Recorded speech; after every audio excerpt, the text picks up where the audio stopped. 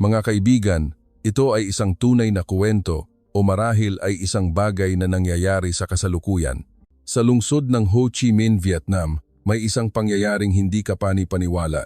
Ang mga mag-aaral mula sa isang sikat na pribadong high school ay sama-samang humarap sa kanilang principal at humiling, "Sir, sa susunod na taon, gusto po naming mag-field trip sa Pilipinas. Hayaan niyo rin pong makapunta doon ang susunod na batch." Hindi lang iyon. Nagkaisa rin ang mahigit 100 magulang at lumagda sa isang petisyon upang suportahan ito at 5 kalapit na mataas na paaralan ang nagsimula ng sumunod. Kung babalikan natin ang kalahating taon lamang ang nakalipas, kabaligtaran ang sitwasyon. Nang i-anunsyo na ang Pilipinas ang magiging destinasyon ng field trip, malinaw na ipinahayag ng mga mag-aaral ang kanilang pagkadismaya. Maging siguro Hung, isang matandang tagapayo at guro ng matematika na may 37 taong karanasan, ay palihim na nagbuntong hininga. Gayunpaman, sa huling araw ng 5 araw na paglalakbay, bago sumakay ng eroplano pabalik sa Ho Chi Minh sa Ninoy Aquino International Airport, NAIA, halos kalahati ng klase ang napaiyak sa labasan. Maging siguro Hung ay hindi na napigilan ang kanyang luha. Makalipas ang 1 taon, 3,000 mag-aaral mula sa 17 high school sa distrito ng Ho Chi Minh ang sabay-sabay na dumating sa NAIA. Ito ang pinakamalaking palitan sa edukasyon sa kasaysayan ng dalawang bansa. Ano ba talaga ang nakita nila sa loob ng 5 araw na iyon? Pakinggan natin ngayon ang kuwentong yumanig sa sektor ng edukasyon at mahirap paniwalaan. Bago tayo magsimula, kung i-like at i-follow ninyo ang aming channel, malaking inspirasyon ito para ipagpatuloy namin ang pagbabahagi ng magagandang kuwento tungkol sa Pilipinas. Magandang araw! Ako si Hung, isang guro ng matematika sa isang mataas na paaralan sa Ho Chi Minh sa loob ng 37 taon. Noong nakaraang tagsibol, naranasan ko ang pinakanakakahiyang sandali sa aking buhay, ngunit kasabay nito, iyon din ang panahon kung kailan ako natuto ng labis. Naalala ko pa, nang i-anunsyo ang lugar ng field trip sa faculty room. Nang lumabas sa screen ang salitang Maynila, Pilipinas, talagang nadismaya ako. Sa 37 taon ko bilang guro, hindi mabilang na beses na akong nagdala ng mga mag-aaral sa mga field trip, ngunit kailanman ay hindi pa ako nakapunta sa Maynila at sa totoo lang, ayoko ring pumunta. Nang ipaalam ko ito sa 42 mag-aaral ng Batch 6 Class 2, ang reaksyon ay gaya ng inaasahan, agad na nanlamig ang hangin sa loob ng silid. Ang aming paaralan ay isa sa may pinakamataas na pamantayan sa Ho Chi Minh. Karamihan sa mga magulang ng mga mag-aaral ay matataas na ehekutibo o negosyante para sa kanilang huling field trip bago ang pagtatapos. Bakit sa Pilipinas pa? Iyan ang tanong ko noon. Ang tunay na dahilan ay napakasimple. Ito ay dahil sa budget. Kailangang bawasan ng paaralan ang gastos. Ang pagpunta sa Europa o Amerika ay nangangailangan ng mahigit 70 milyong VND bawat tao, ngunit sa Maynila, 20 milyong VND lang ang kailangan. Dagdag pa rito, hindi ito masyadong malayo, kaya hindi gaanong maapektuhan ang oras ng klase. Sa pulong ng mga magulang, napakalamig din ng reaksyon. Sabi ng ilan, mukhang luma ang mga gusali sa Pilipinas, parang third-class city lang. Ang ilan ay nag-aalala tungkol sa kalinisan ng street food at tsunami, kahit sinubukan kong aliwin sila gamit ang mga impormasyong inihanda ko. Sa loob-loob ko ay wala akong tiwala dahil hindi pa ako nakapunta sa bansang ito. Nang maghanap ako ng mga larawan ng Maynila sa internet, kahit may mga matataas na gusali, marami pa ring kalsada ang luma, may mga yero na bubong, at hindi naiiba sa mga secondary city sa aming bansa. Sa totoo lang, wala akong magandang impresyon sa Pilipinas. Sa mga balita, mukha itong magulo, puno ng political debate, at tila huminto ang pag-unlad ng ekonomiya. Gabi bago ang pag-alis, habang nag-iimpake, naisip ko lang na ang paglalakbay na ito ay isa lamang sa pilitang aktibidad bago magtapos. Mahirap na talagang magbigay ng anumang impresyon sa mga mag-aaral. Sa loob ng 37 taon, ilang dosenang beses na akong nag-field trip. Hindi kailanman natinag ang aking puso sa anumang lugar. Siguro pareho lang ito ngayon. Umaga ng pag-alis, nagtipon kami sa Tan Son Nhat International Airport. Bahagyang excited ang mga mag-aaral, ngunit mukhang pagod ang mga guro. Muli kong ipinaalala ang kaligtasan.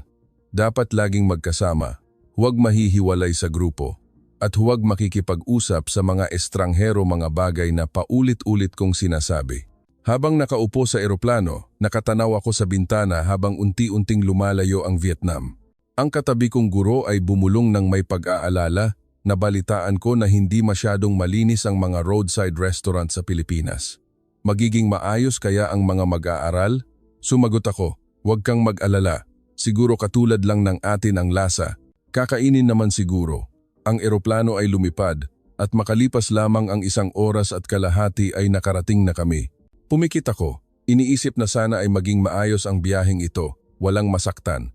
At hayaan silang bumili ng mga pasalubong tulad ng dried mangoes o polvoron at tapos na ang 5 araw.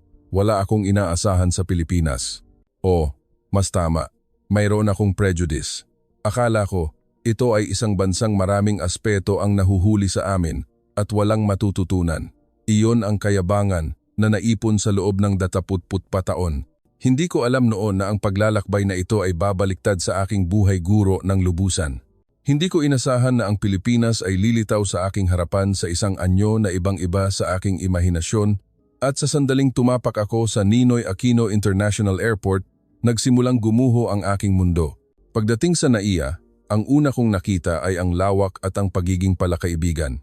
Bagamat hindi ito kasing digas ng ilang malalaking paliparan, ito ang pinakamakulay at pinakamahusay na serbisyo na nakita ko. Napakalinis ng sahig. At ang bawat empleyado ay may nakakabit na sinserong ngiti sa mukha. Ang aking mga mag-aaral ay napanganga at tumitingin sa paligid habang naghihintay sa immigration. Isang front desk officer ang dumaan sa grupo ng mga nagtatakang mag-aaral. Ipinaliwanag ng opisyal ang direksyon sa malumanay at magalang na Ingles na tinatapos sa pagsasabing, "Welcome to the Philippines. Have a great trip. Maligayang pagdating." Napabulalas ang mga mag-aaral dahil sa pagkamangha. Ako man ay nagulat. Ang ganitong uri ng friendliness at patience na nanggagaling sa puso ay bihira naming makita sa isang nagmamadaling lungsod tulad ng Ho Chi Minh. Nang lumabas kami, naghihintay na ang aming tour guide na kumakaway. Siya ay isang lalaking mga 40 taong gulang na masayahin at may sense of humor. Nang sumakay kami sa bus, nagsimulang mag-usap-usap ang mga mag-aaral na ang mga tao sa airport ay mas mabait kaysa sa inaakala ko. Nagtanong ako sa guide nang may pagtataka. Sabi niya, "Malugod na pag-aasikaso ang Pilipino, sir. Hindi lang ito slogan, ito ang paraan ng pamumuhay." Sa una, akala ko nagbibiro lang siya. Ngunit nang maalala ko ang mga nakita ko, nagsimula akong maniwala. Nagsimulang umalis ang bus mula NAIA patungo sa Maynila. Ang nakita ko ay malalawak na kalsada na makinis at napakadisiplinado ng mga driver. Laging may signal light kapag nagpapalit ng lane. Nagsimulang lumabas ang mga gusali. Kahit ang ilan ay luma, maayos itong inayos. May mga berdeng espasyo na magandang pinagsama sa lungsod. Walang tigil sa pagkuha ng litrato ang mga mag-aaral. Nang pumasok kami sa sentro ng Maynila, nakita namin ang ilang bahagi ng Pasig River at mga parke kung saan may mga nagbibisikleta. Ipinaliwanag ng guide na ang Metro Manila ay may milyon-milyong populasyon. Kahit hindi kasing dami ng matataas na gusali kumpara sa ibang malalaking lungsod sa mundo, may kakaibang charm ang mga kalsada rito. Nang makarating kami sa hotel sa Makati, bahagi ng Maynila, pagkatapos bigyan ng key ang mga mag-aaral, umupo ako sa lobby para magpahinga. Ang kasamahan kong guro ay umupo sa tabi ko at nagsabi, "Mas komportable kaysa sa inaasahan ko. Hindi tulad ng inakala natin." Tumango ako. Ang mga nakita ko sa daan at ang disiplina, kasama ang kabaitan ng mga tao, ay nagsimula ng sirain ang aking prejudice. Noong hapunan, nagbuffet kami kasama ang mga mag-aaral. Napakaraming pagpipilian, may adobo, sinigang, at iba't ibang international cuisine. Excited na kumukuha ng pagkain ng mga mag-aaral. Umupo ako at pinagmasdan ang mga customer sa paligid. Karamihan ay Pilipino. Napakaganda ng kanilang table manners. Mahina silang nag-uusap, walang sumisigaw, at wala akong nakitang nag-aksaya ng pagkain. Ibang-iba ito sa imahe ng kaguluhan na nakita ko sa balita. Nang gabing iyon, pagbalik sa kwarto, nakatingin ako sa kisame at naisip, kung ang unang araw ay ganito na, ano pa kaya ang mangyayari bukas, kung saan magsisimula na talaga ang pamamasyal. Nagsimula akong magkaroon ng bahagyang pag-asa. Umaga ng ikalawang araw, binuksan ko ang bintana at tumingin sa kalsada sa Maynila bandang 8:00 ng umaga. Ang LRT, MRT ay tumatakbo. Napakalinis ng kalsada, Kahit ito ay isang abalang sentro ng negosyo, wala akong nakitang basura. May nakita akong dilaw na truck ng basura na dumaan maayos ang management. Pagkatapos ng almusal, nagsimula ang opisyal na paglalakbay. Ang unang destinasyon ay isang sikat na mataas na paaralan sa Maynila, ang mataas na paaralan ng San Roque. Habang naglalakbay, nakatingin ako sa labas ng bintana. Maayos ang kalsada, marami man ang billboard, mukha itong masigla. Mas maayos ang daloy ng trapiko kaysa sa inaakala ko. Pagdating sa paaralan, ang pulang ladrilyong gusali sa ilalim ng sikat ng araw ay mukhang marangal at may kasaysayan. Lumabas ang principal ng paaralan upang salubungin kami ng may pagpapakumbaba at dinala kami sa loob. Napakalinis ng sahig at mga pasilyo. May mga artworks at handwritings ng mga mag-aaral sa dingding.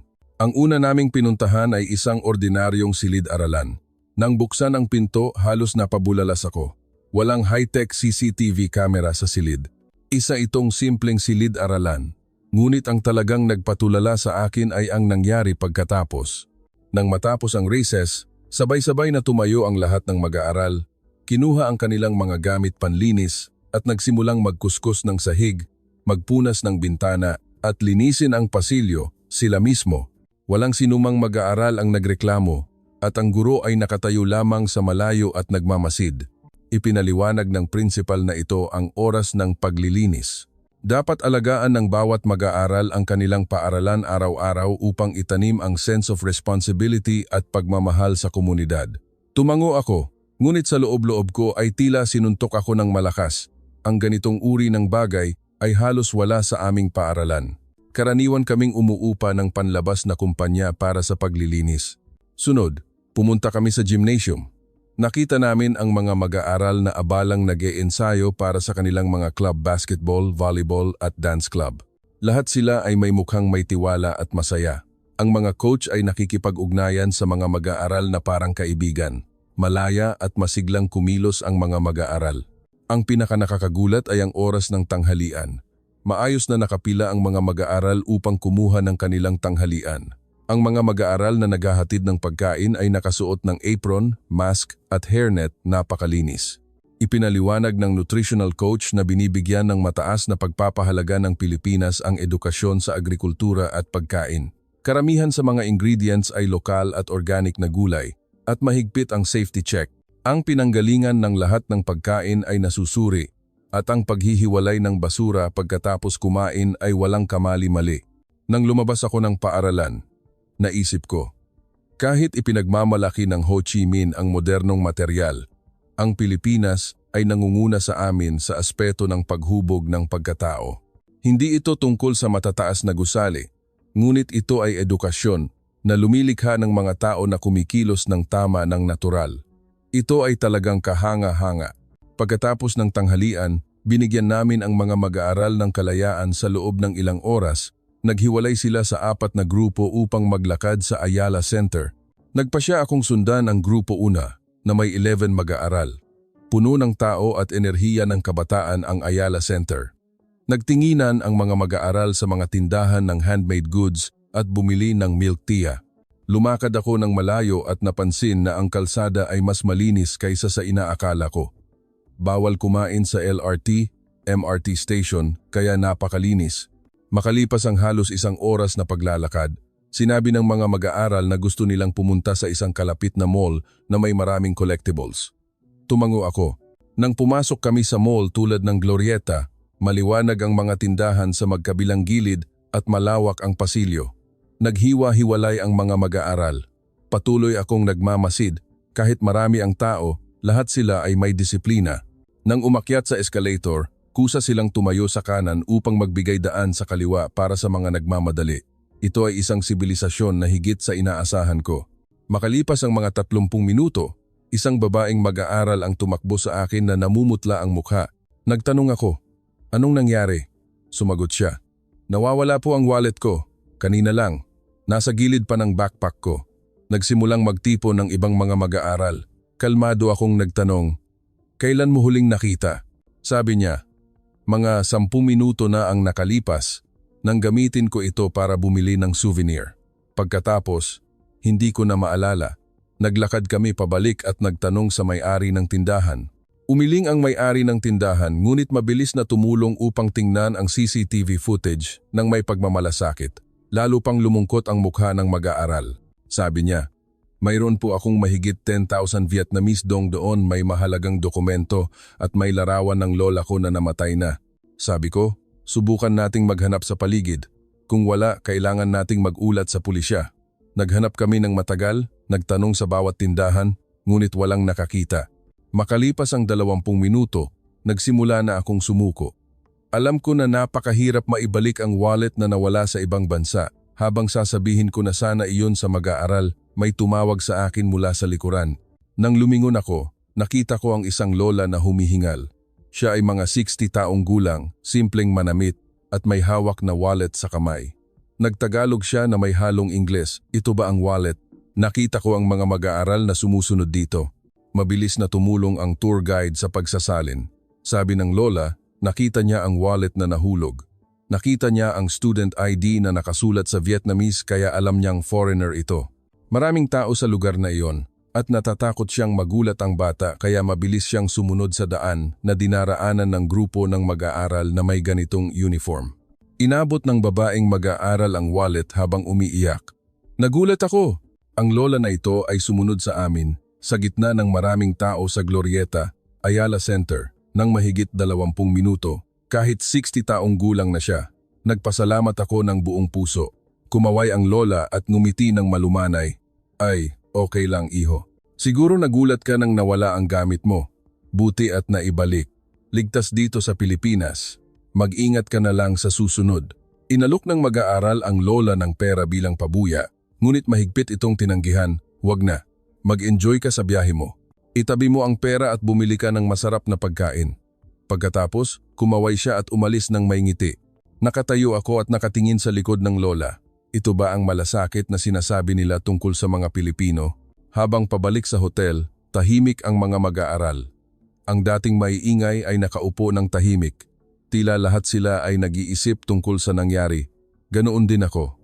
Sa loob ng 17 taon ng pagdadala ng mga bata sa field trip, nagkaroon din ng mga insidente ng pagkawala ng wallet, ngunit wala kailanman na may estranghero na sadyang sumunod upang isauli ito.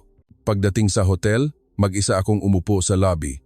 Ang mga pangyayari sa buong araw ay naglalaro sa aking isip. Ang mapagpakumbabang principal, ang responsableng mga mag-aaral, ang disiplinadong LRT, MRT, at ang lola na nagsauli ng wallet. Lahat ng ito ay sumira sa aking prejudice hanggang sa wala nang natira. Kinabukasan, ang plano ng paglalakbay ay bisitahin ang isang sentro ng kasaysayan at kultura, marahil ay ang Intramuros o ang National Museum. Nagkuwento ang guide tungkol sa pagmamalaki ng mga Pilipino sa pagpapanatili ng kalayaan at kung paano sila nagkakaisa sa pagdaan sa iba't ibang krisis ng maraming beses. Nakikinig ng mabuti ang mga mag-aaral. Naisip ko, paano nakagawa ang bansang ito na binubuo ng mga isla na nasa isang komplikadong rehiyon ng isang malakas na sistema ng kaligtasan at kultura? Ang kasaganaan na nakikita sa Maynila at ang kasaysayan nito ay talagang kahanga-hanga. Ang pagtataglay ng pagmamalaki ngunit nananatiling malumanay ay isang bagay na dapat matutunan. Hapon, mayroon kaming exchange activity kasama ang halos 40 Pilipinong mag-aaral. Sa una, nahihiya ang dalawang panig, ngunit nang magsimula silang uminom ng milk tea ng magkasama, nagsimula ang pag-uusap. Kahit gumamit sila ng Ingles at body language, may kakaibang personality ang mga Pilipinong mag-aaral. Hindi sila nag-aalangan at malawak ang kanilang mga paksa ng pag-uusap. Nagtanong ang isa sa aming mag-aaral, bakit napakalinaw ng inyong mga pananaw sa iba't ibang isyu sa lipunan? Sumagot ang isang Pilipinong mag-aaral, sa civics class po namin, madalas kaming nagdidebate at sanay na kaming magbigay ng opinyon. Bahagi po ito ng demokratikong lipunan.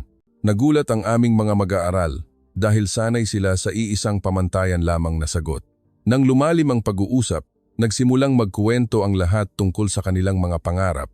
Sabi ng isang Pilipinong mag-aaral, gusto niyang bumalik at paunlarin ang local culture sa kanyang bayan.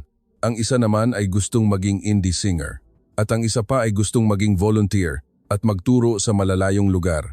Lahat sila ay may malinaw na layunin at puno ng pagmamahal sa kanilang bayan. Nagkuwento rin ang aming mga mag-aaral tungkol sa kanilang mga pangarap na karamihan ay makapasok sa sikat na unibersidad upang kumita ng malaking pera. Kung ikukumpara, medyo simple ito. Naisip ko, ang pagkakaiba na ito ay marahil dahil sa sistema ng edukasyon. Ang Pilipinas ay nagbibigay ng mas maraming pagkakataon sa mga mag-aaral na mag-iba-iba at hanapin ang kanilang sarili. Nang matapos ang aktibidad, nagpalitan silang lahat ng IG at contact information. Sabi ng isang Pilipinong mag-aaral sa aming mag-aaral, kailangan mong bumalik sa Pilipinas. Marami pang magagandang lugar dito. Tumango at taos-pusong sumang-ayon ang aming mag-aaral. Tiningnan ko ang eksena at naisip, ang kinabukasan ay binuo ng mga batang ito. Kung walang prejudice, magkakaintindihan, at magrerespetuhan sila, maari silang sumulong ng magkasama. At kami namang mga nakatatanda, ano ang dapat naming gawin? Naisip ko, dapat kong itapon ang aking prejudice at ipakita sa kanila ang tamang pananaw. Dumating ang huling umaga, nag-impake ang grupo. Tumingin ako sa labas ng bintana, tinitingnan ang Maynila sa huling pagkakataon. Nakatayo ng maringal ang mga skyscraper sa gitna ng bukang liwayway. Bago pumunta sa airport, ang huling destinasyon ay ang pag-akyat sa Philippine Stock Exchange Tower o isang skyrise building upang makita ang 360-degree na tanawin ng Maynila. Napakaganda. Malinaw na nakikita ang lungsod na napapalibutan ng ilog at matataas na gusali. Walang tigil sa pagkuha ng litrato ang mga mag-aaral. Sumandal ako sa railings at tumingin sa labas. 5 araw bago ako pumunta rito nang walang inaasahan at nakita ko itong luma. Ngunit ngayon hindi na. Alam ko na kung gaano kaganda ang lungsod at bansang ito. Saan pa sa mundo mayroong isang lugar na moderno ngunit napapanatili pa rin ang ganitong katinding kabaitan. Sa bus papuntang Naiya, napakatahimik ng mga mag-aaral. Lahat sila ay may mukhang nalulungkot. Sabi ng isang mag-aaral sa akin, "Guro, ang Pilipinas ay talagang awesome. Hindi tulad ng inakala ko. Gusto kong bumalik dito." Tumango ang ibang mga mag-aaral. Sumagot ako, "Ganoon din ang iniisip ng guro. Siguro ang biyaheng ito ay magiging isang alaala habang buhay." At iyon nga ang nangyari. Ito ang pinakamakahulugang field trip sa loob ng aking 37 taon. Pagdating sa airport, pagkatapos mag-check-in, bumili ng marami ng pasalubong ang mga mag-aaral dried mangoes, barquillos, at Filipino handmade goods. Ako mismo ay bumili ng pinya cloth para sa aking asawa at kakanin para sa aking mga kasamahang guro. Nang oras na ng pagsakay, tumingin ako sa labas ng bintana. Nakita ko ang magandang istruktura ng airport. Naalala ko ang unang beses na dumating ako rito na puno ng kayabangan. Ngunit ngayon ay iba na. Nagsimulang tumulo ang luha ko. Nahiya ako, kaya pinunasan ko, ngunit patuloy itong dumadaloy. Tumingin ako sa paligid. Marami ring mag-aaral ang umiiyak. 2 babaeng mag-aaral ang gumamit ng handkerchief para punasan ang kanilang mga mata. Isang lalaking mag-aaral ang nakayuko. 5 araw na ang nakalipas. Hinahamak ko pa ang Pilipinas, iniisip na ito ay isang underdeveloped city. Ngunit ang Pilipinas na nakita ko sa sarili kong mga mata ay kabaligtaran. Ito ay isang lipunan na may mataas na kalidad ng mga mamamayan, may disiplina, at higit sa lahat, ito ay tahanan ng mga taong may mainit na puso. Umalis ang eroplano. Unti-unting lumayo ang Pilipinas. Nangako ako sa aking sarili na babalik ako at sasabihin sa iba ang tunay na mukha ng bansa. Ang 1.5 oras na paglalakbay ay natapos sa Ho Chi Minh. Ang pamilyar na lupa ay tila bago at kakaiba. Sa loob lamang ng 5 araw, malaki ang ipinagbago ng aking puso. Ang ingay at siksikan sa airport ay hindi na pamilyar sa akin. Sa tren papasok sa lungsod, nakita ko ang pamilyar na matataas na gusali sa Ho Chi Minh. Ngunit ang nasa isip ko ay ang mga ilaw sa Makati, ang ngiti ng mga Pilipinong mag-aaral, at ang larawan ng lola na nagsauli ng wallet. Pag-uwi ko, ikinuwento ko ang lahat sa aking asawa. Nagulat siya na ganoon na lang ang aking pagkamangha. Sabi niya, "Ito ang unang beses na nakita kitang masaya sa isang field trip. Nang gabing iyon, nakatingin ako sa kisame. Ito ang pinakamahalagang 5 araw sa aking karera bilang guro. Nakilala ko ang Pilipinas, ang edukasyon, at ang mga Pilipino. Ngunit ang pinakamahalaga, nalaman ko kung gaano ako kamali sa aking prejudice. Nang bumalik ako sa pagtatrabaho, hindi pangkaraniwan ang kapaligiran sa faculty room. Maraming guro ang nagtipon sa paligid. Inabot ng kasamahan kong guro ang kanyang cellphone at ipinakita ang larawan na kinuha namin ng mga mag-aaral. Ibinahagi ito sa buong social media, lalo na ang larawan ng mga Pilipinong mag-aaral na naglilinis ng silid-aralan at ang kwento tungkol sa nawawalang wallet. Naging hot topic ito. May libu-libong comment tulad ng, "Ganoon ba talaga kabuti ang puso ng mga Pilipino? Gusto kong makita iyan mismo. Ang ganitong uri ng edukasyon ang makakabuo ng tao." Tinawag ako ng principal. Seryoso ang mukha niya at pinahinto akong magkuwento ng detalye ng paglalakbay. Ikinuwento ko ang lahat ng nakita ko. Tumango siya at nagsabi, "Mukhang mayroon tayong dapat matutunan sa kanila. Sa susunod, baka kailangan nating magpadala ng mga guro upang mag-study tour sa Pilipinas." Ilang araw ang nakalipas, may mas nakakagulat na nangyari. Halos masunog ang telepono ng paaralan dahil sa tawag ng mga magulang. Lahat sila ay gusto nilang makapunta sa Pilipinas ang kanilang mga anak. Ang ibang batch ng mag-aaral ay masiglang nagtatanong sa akin ng mga kwento sa pasilyo. Binabaha ako ng tanong tungkol sa Pilipinas. Makalipas ang halos isang buwan, nakipag-ugnayan sa akin ang Provincial Education Committee. Gusto nilang maging consultant ako sa isang research project tungkol sa sistema ng edukasyon at cultural exchange sa Pilipinas. Sa loob ng 37 taon, kailanman ay hindi nangyari ang ganitong bagay. Makalipas ang 3 buwan, may lumabas na nakakagulat na istatistika. Tumaas ng 300% ang booking ng eroplano mula Vietnam patungong Pilipinas, lalo na sa mga mag-aaral na naglalakbay ng mag-isa. Gusto nilang makita ang isla ng kabaitan na ito sa kanilang sariling mga mata. Nagsimulang kumilos ang kalapit na mga high school. Humingi ng payo sa akin ang mga guro ng ibang paaralan kung paano maghanda para sa Pilipinas. Ibinahagi ko ang aking karanasan at idiniin ko na ang pinakamahalaga ay ang pagbubukas ng puso. Hindi nagtagal, 10 Feteng High School sa distrito ng Ho Chi Minh ang nagtulak ng isang joint exchange field trip project. Ang bawat paaralan ay may mula 30 hanggang 200 katao na may kabuuang mahigit 3,000 mag-aaral na pupunta sa parehong panahon. Nakipag-ugnayan kami sa Filipino reception team dahil ito ang unang pagkakataon na may napakalaking grupo na nangangailangan ng masusing paghahanda. Nagbukas ang NAIA ng special check-in counter para sa amin. Tumulong ang gobyerno ng Maynila sa pag-coordinate ng mga bus. Malaki rin ang interes ng Filipino media. Gabi bago ang pag-alis, nag-impake akong muli. Sa pagkakataong ito, bilang senior consultant ng guro na magdadala ng 3,000 bata, mabilis ang tibok ng aking puso dahil sa pagkasabik. Sa araw ng paglalakbay, ang Tan Son Nhat Airport ay puno ng 3,000 katao, kasama ang mga magulang na naghatid sa kanila. Maraming media outlet ang nagbalita, ang mga eroplano ay sunod-sunod na lumipad, patungo sa iisang destinasyon, NAIA. Tumingin ako sa labas ng bintana, iniisip ang kalahating taon ang nakalipas nang dumaan ako sa rutang ito ng may prejudice. Ngunit ngayon, bumabalik ako kasama ang 3,000 iba pang tao. Ito ay talagang mahirap paniwalaan. Pagdating sa NAIA, matagal ang pagkuha ng bagahe dahil may 3,000 bag. Sobrang abala ang mga empleyado ng airport, ngunit nananatili ang kanilang mga ngiti. Ang mahabang pila sa immigration ay mas mabilis natapos kaysa sa inaakala dahil sa pagbubukas ng karagdagang counter. Nang lumabas kami, nakaparada ang malalaking bus, naghihintay na kumuha ng bawat paaralan. Ang mga guide ay nagtaas ng mga sign ng pangalan ng paaralan. Lumakad kami papunta sa bus.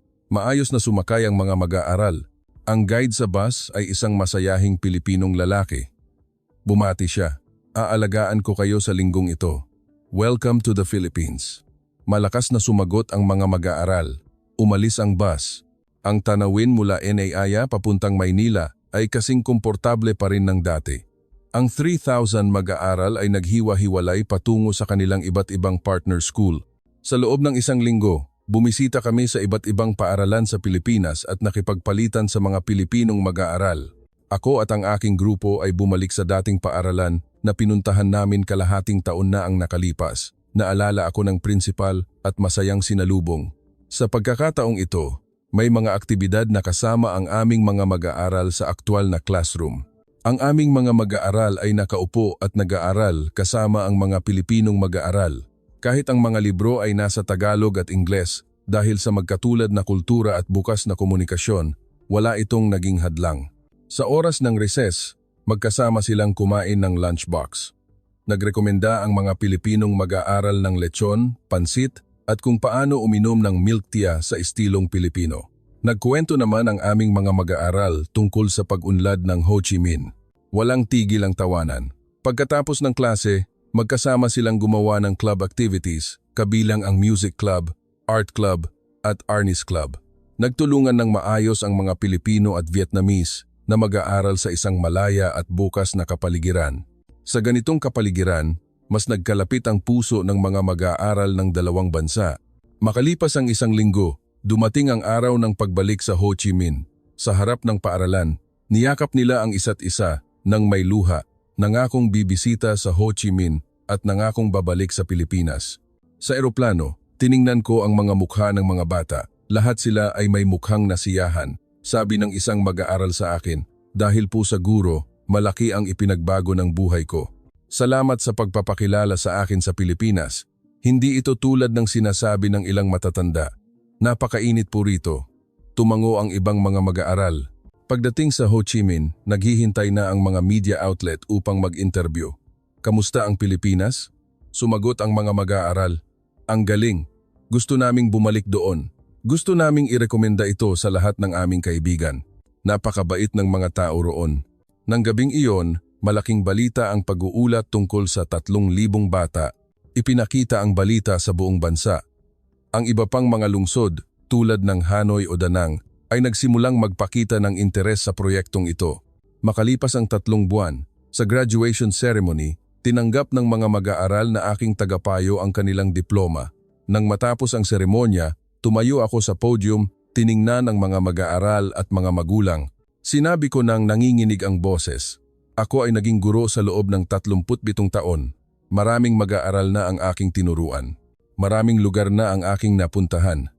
Ngunit ang taong ito ang pinakamakahulugan.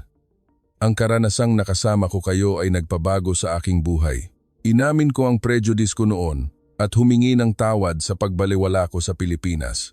Salamat sa inyong lahat, mga mag-aaral, sa pagturo sa akin ng bagay na ito. Yumuko ako upang humingi ng tawad sa mga mag-aaral sa paghahatid ng prejudice, ngunit masaya ako dahil naipakita ko sa kanila ngayon ang tamang daan. Umiyak ang mga mag-aaral at mga magulang. Naging tahimik ang kapaligiran sandali bago sinundan ng malakas na palakpakan. Tumayo ang lahat at pumalakpak. Mula noon, nagbago ang buhay ko. Inimbitahan ako na magbigay ng lecture sa iba't ibang paaralan upang magkuwento tungkol sa Pilipinas. Nagkuwento ako ng taos-puso kung gaano kadelikado ang prejudice at kung gaano kahalaga ang makita ito sa sarili mong mga mata. Makalipas ang 1 taon, naging masigla ang educational exchange sa pagitan ng dalawang bansa. May libu-libong exchange student bawat taon at mayroon ding teacher exchange program. Ako mismo ay pumupunta 2 beses sa 1 taon. Ang pinakamasaya ay ang pagbabago ng mga bata. Ang mga mag-aaral na nakapunta ay nagsimulang mag-aral ng Tagalog, nagbasa ng mas maraming aklat tungkol sa anthropology. Ang ilan ay nagpasya pang magpatuloy ng kolehiyo sa Pilipinas. Mas marami ang mga mag-aaral na tumitingin sa mundo nang walang prejudice. Nagpapasalamat ako na sa huling taon ng aking 27 taong pagtatrabaho, nagkaroon ako ng ganitong mahalagang sandali. Ang makilala ang Pilipinas at ibahagi ang karanasang ito ay ang pinakadakilang biyaya sa aking buhay. Ang tumingin sa mundo ng walang prejudice at tanggapin ang pagkakaiba ay ang itinuro sa akin ng Pilipinas. Ito ang pinakadakilang pagkatuto sa edad kong 65. Ngayon, balak kong gamitin ang natitirang panahon ko upang iparating ang mensaheng ito upang ang susunod na henerasyon ay tumingin sa mundo ng may bukas na puso kaysa sa amin. Dito na nagtatapos ang kwento ngayon. Ang kwento ng isang sikat na guro mula Vietnam na nalampasan ang prejudice mula sa isang field trip sa Pilipinas at nagdala ng 3,000 bata upang bumisita. Ano ang iniisip ninyo? Magkomento po kayo. Kung nagustuhan ninyo ang kwentong ito, paki-like at i-follow ang aming channel. Salamat sa panunood.